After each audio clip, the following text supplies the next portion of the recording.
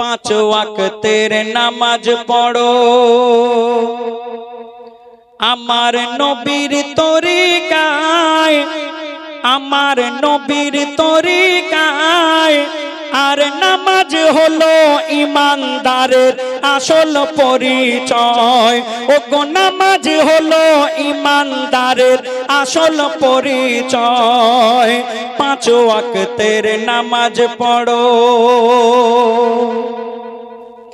আজ শোনাই শোনো বলছি এমন এক চোরের ঘটনা। আর চোর কেমন আনিল ইমান শোনাই শোনো না। ও গো চোর কেমন আনিল ইমান শোনাই শোনো না। একদিন একটা দেশের রাজা, এই ঘটনাটা 200 বছর আগের ঘটনা। সেই সময় দেশে রাজা রানীর প্রচলন ছিল। এক দেশের এক রাজা রাতের বেলা সে তার রানীর সঙ্গে ঘরের মধ্যে বলা বলি করছে। রানী বলে, মহারাজ আমাদের মেয়ে একটাই, আর ছেলে পুলে নেই। আমরা মেয়েটা তো বড় হয়েছে, এর জন্য আমরা একটা ছেলে খুঁজবো। আমরা কেমন ছেলে আমরা আমাদের জামাই করব। রাজা তখন বলল, আমরা এমন একটা জামাই করব, ছেলেটা গরিব হলেও চলবে, সে যেন নামাজি হয়, আল্লাহওয়ালা হয়। রাজা রানী যখন এই ঘটনাটা ঘরের মধ্যে বলা বলি করছে, তখন কি ঘটলো শুনুন। ও গো রাজা রানী বলছে দুজন, মোরা এমন জামাই চাই, আর পাঁচ ওয়াক্তের নামাজ যে রোজ করবে গো আদায়। আর রাজা বলছে, 40 দিন দেখবো আমি কে রোজ মসজিদে আগে যায়, আর তেমন ছেলে পেলে আমি করব গো জামাই। ও গো সেই সময়ে ছিল চোরাক রাজার খাটের তলায়। ও গো সেই সময়ে ছিল চোরাক রাজার খাটের তলায়। সে রাজা রানীর গোপন কথা সবই শুনে নেয়। সে রাজা রানীর গোপন কথা সবই শুনে নেয়। আর তখন চোর ভাবছে মনে, যদি আমি রোজ মসজিদে আগে যাই, আর নামাজ করি আদায়, সারা জীবন বসে খাবো আমি রাজার টাকায়। পাঁচ ওয়াক্তের নামাজ পড়ো।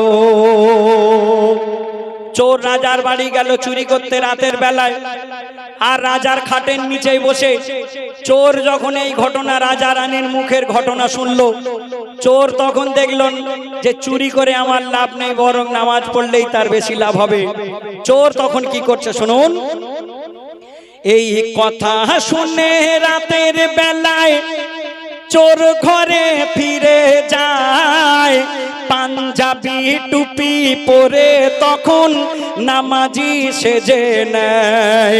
আর ফজরেতে সবার আগে মসজিদে হাজির হয়। আর কোনো ওয়াক্তের নামাজ চোরের কাজা নাহি হয়। আর প্রতি ওয়াক্তে রাজা শুধু ওই চোরকে দেখা পায়। আর ভাবে রাজা এর ইমান তাজা, একেই জামাই চাই। ও গো ভাবে রাজা এর ইমান তাজা, একেই জামাই চাই। কিন্তু নামাজে রোজা কালমা দরুদ তার কিছু জানা নাই। রাজার জামাই হবে বলে শুধু নামাজ পড়ে যায়। ও গো রাজার জামাই হবে বলে শুধু নামাজ পড়ে যায়। পাঁচ ওয়াক্তের নামাজ পড়ো। চোর প্রতিদিন নামাজ পড়ে। চোর দেখলো তাকে টেনে টুনে 40 দিন নামাজ পড়তেই হবে, না হলে তার লাইন কেটে যাবে। চোর প্রতিদিন নামাজ পড়ে, কিন্তু তারপর কি ঘটে শুনুন। ও গো রোজ নামাজ পড়ে ওই লোভী চোরের বদলে গেল মন। সে দোয়া দরুদ সবই শেখে আর কোরআন কিতাব পড়া শোনে সারাক্ষণ। আর ফজরেতে মসজিদেতে ওগো সবার শেষে ওগো নামাজ পড়ে ওই লোভী চোরের বদলে গেল মন। সে দোয়া দরুদ সবই শেখে আর মসজিদে কোরআন পড়া শোনে সারাক্ষণ। আর সহিভাবে নামাজ পড়ার যত নিয়ম কানুন চোর সবই শিখে নেয় আর সঠিকভাবে করিত পালন।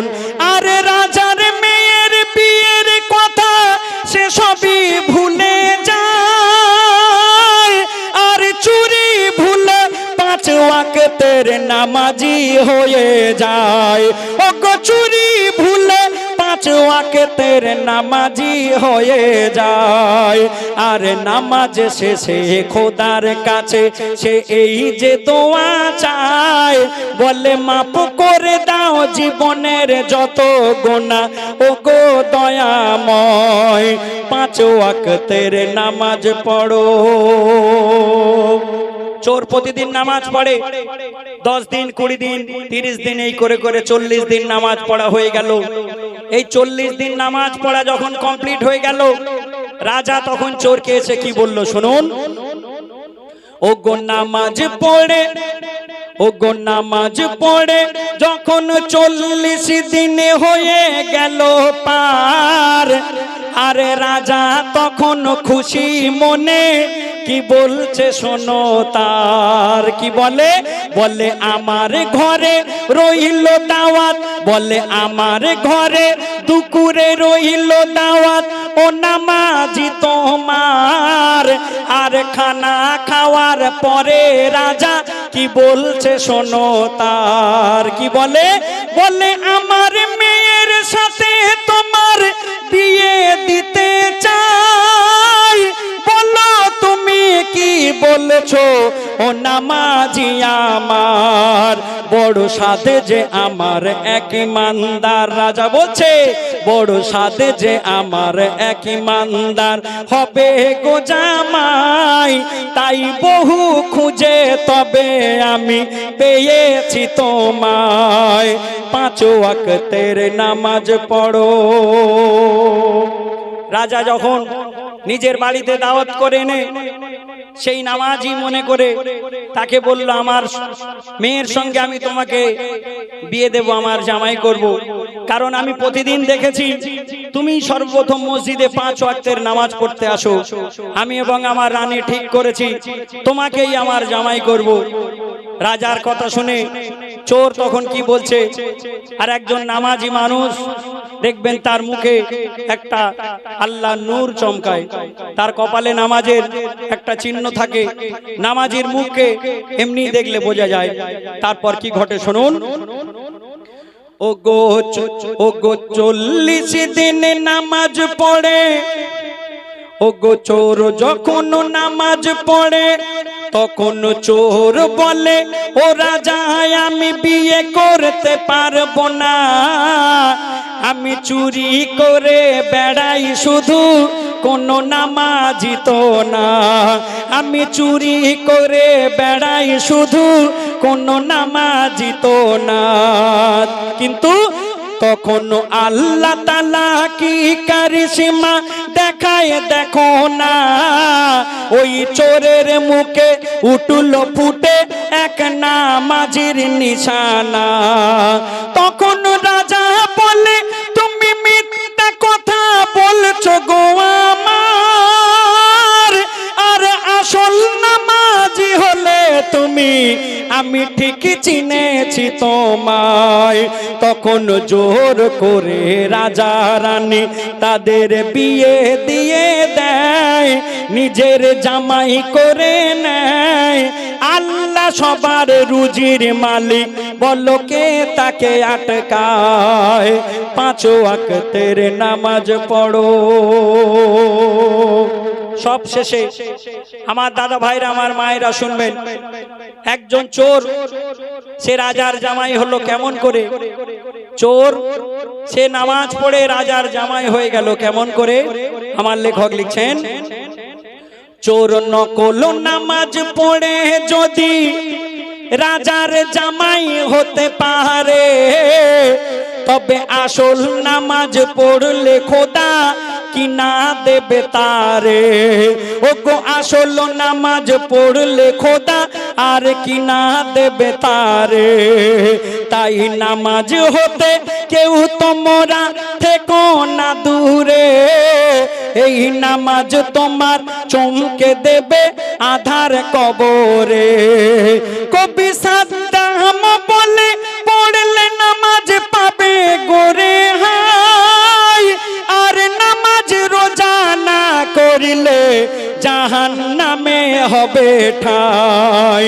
খোদার হুকুম নবীর আদেশ পালন করো সবাই, ও মুমিন মুমিনা সবাই, তবে তুমি নাজাত পাবে কঠিন হাসরের বেলায়। পাঁচ ওয়াক্তের নামাজ পড়ো, পাঁচ ওয়াক্তের নামাজ পড়ো, পাঁচ ওয়াক্তের নামাজ পড়ো। আমি ছোট্ট করে একটি গজল পরিবেশন করে শোনাবো, তারপর মোস্তাকিন ভাই আসবেন, তারা নিত্য নতুন নতুন নাতিয়া কালাম পরিবেশন করে শোনাবে। চলো অতি মূল্যবান কথাই কবি দিচ্ছে, দেখো। মধু মাখা নামে ঘিমা আসিল এ ধরায়, মা জননী হাসলে পরে আল্লাহর রোশ খুশি হয়। অতি মূল্যবান কথাই কবি লিখছে, দেখো।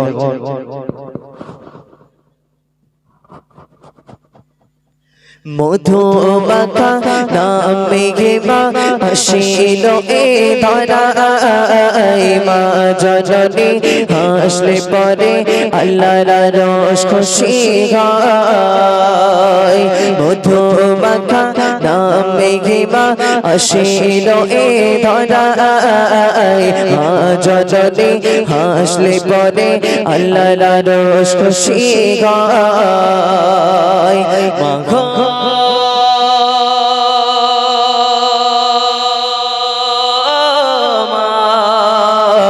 ভুলতে পারি না মাগো দরদি মা, ভুলতে পারি না। মধু মাখা নামে ঘিমা আসিল এ ধরায়, মা জননী হাসলে পরে আল্লাহর রোশ খুশি হয়। তারপর আরো কি লিখছে শুনো। গর্বে ছিলাম মা জননী 10 মাস 10 দিন ধরে, সেরা ছিল মা গো বর্ষারাতে কত কষ্ট সয়ে। গর্বে ছিলাম মা গো তোমার 10 মাস 10 দিন ধরে, সেরা ছিল মা গো শীতের রাতে কত কষ্ট সয়ে। ডান দিকেতে করলে প্রসাব, মা বাম দিকেতে শোয়াই। এই সামনে আমাদের শীত বিদায় নিচ্ছে, তাই না? সন্তান যখন এই শীতের সময়ে ডান দিকে প্রস্রাব করে দেয়, মা দরদি আমার আপনার মা জননী আবার সেই ডান দিক থেকে নিয়ে আবার বাম দিকে শুইয়ে দেয়। কেন? সন্তান প্রস্রাব করে দিয়েছে, সেই ভিজে জায়গায় যদি থাকে সন্তানের হচ্ছে কি জ্বর হতে পারে, সন্তানের শরীর অসুস্থ হয়ে যেতে পারে। মা জননী সেই ডান দিক থেকে নিয়ে আবার বাম দিকে শুইয়ে দেয়। আবার সন্তান যখন ওই বাম দিকে প্রস্রাব করে দেয়, মা জননী যে শুকনো জায়গা থাকে, এত দরদি মা, সেই শুকনো জায়গার মধ্যে সেই সন্তানকে রেখে দেয়। মা জননী তারা চিন্তা করে না সেই ভিজে সেই প্রস্রাবের উপরে আমার আপনার জননী মা সেই প্রস্রাবের উপরে শুয়ে পড়ে। কি দরদি মা! আজকের সেই সন্তান যখন বড় হয়ে যায়, দুনিয়ার জমিনে যখন চলে আসে, যখন বড় হয়ে যায়, যখন বুঝতে শেখে, যখন বিয়ে হয়ে যায়, বউ তখন সবকিছু হয়ে যায়। বউর কথা শুনে তখন চলাফেরা করে, মায়ের কথা মনে থাকে না। তাই অতি মূল্যবান কথাই, সন্তান যখন ডান দিকে প্রস্রাব করে দেয়, আবার মা বাম দিকে রাখে, আবার যখন বাম দিকে প্রস্রাব করে দেয়, ডান দিকে রাখে। তাই অতি মূল্যবান কথাই কবি ছন্দের মাধ্যমে আরো কি লিখছে শুনুন। ডান দিকেতে কোলে প্রসাদ মা বাম দিকেতে সহায় আর বাম দিকেতে কোলে প্রসাদ মানে যে ভেজে জাগায় ঘুমায় ডান দিকেতে কোলে প্রসাদ মা বাম দিকেতে সহায় আর বাম দিকেতে কোলে প্রসাদ মানে যে ভেজে জাগায় ঘুমায় মাগো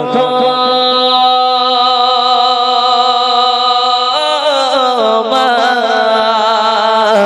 ভুলতে পারি না মাগো মা ভুলতে পারি না মধু মাখা নামে ঘিমা আসিল এ ধরায় জননী হাসলে পরে আল্লাহর রোজ খুশি হয় গো মা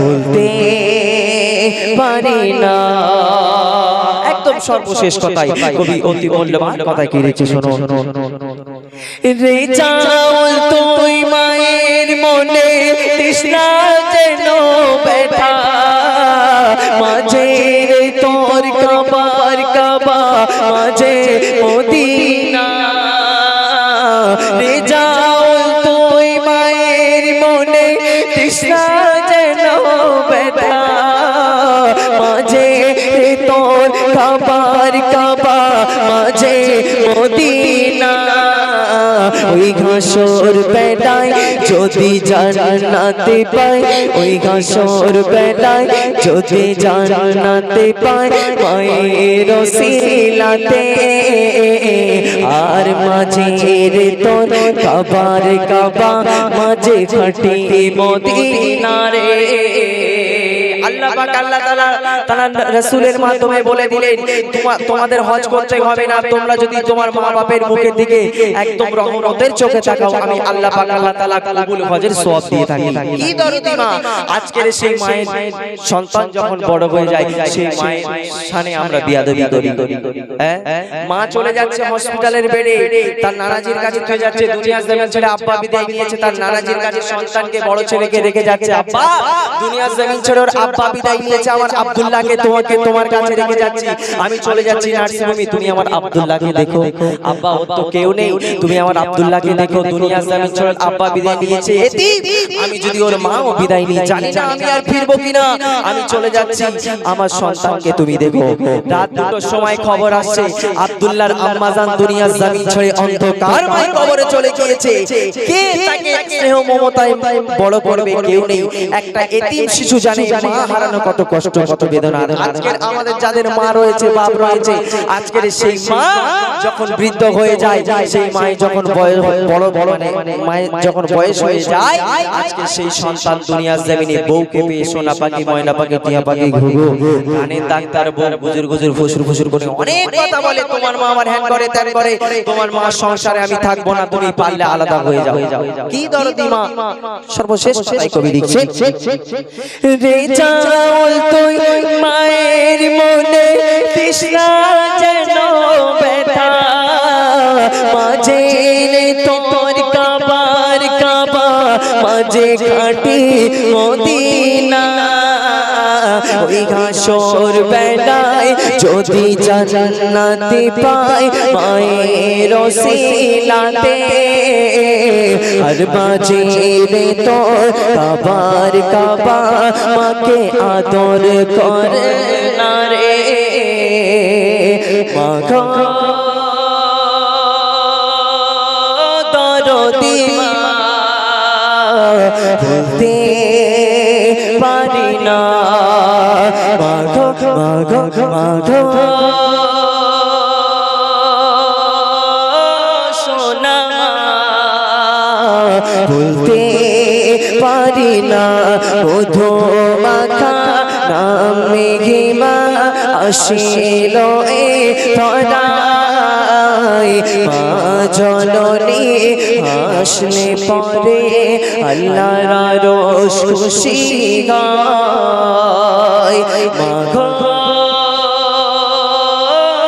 সোনা মা ভুলতে পারি না মা গো দরদি মা ভুলতে আজ পারি না।